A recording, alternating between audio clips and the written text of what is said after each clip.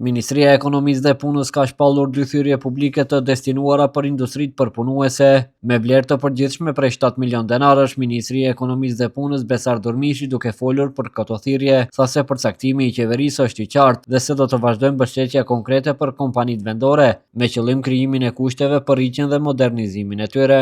Me thirrjen e parë publike në vlerë prej 5 milion denar mbështesim bashkëpunimin ndërmjet kompanive dhe universiteteve përmes realizimit të projekteve të përbashkëta.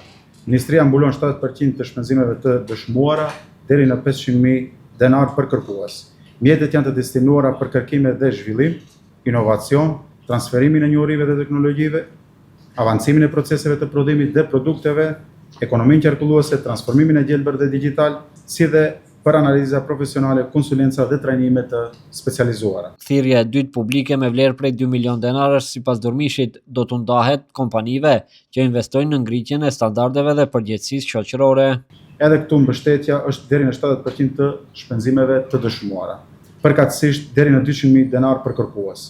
Kompanitë do të mund të shfrytëzojnë mjetet për furnizimin, zbatimin dhe certifikimin e standardeve, dokumenteve të standardizimit dhe raporteve. Dëshirojmë që kompanitë vendase jo vetëm të prodhojnë më shumë, por të prodhojnë me cilësi më të lartë, në mënyrë më inovative dhe në përputhje me standardet që do të mundsojnë qasje më të lehtë në tregjet evropiane dhe ato botërore. Në fund, Durmishi i ftoi kompanitë nga industria përpunuese që ta shfrytëzojnë këtë mundësi dhe ta aplikojnë. Sipas ministrit, afati i fundit për aplikim është 15 shtatori i këtij viti.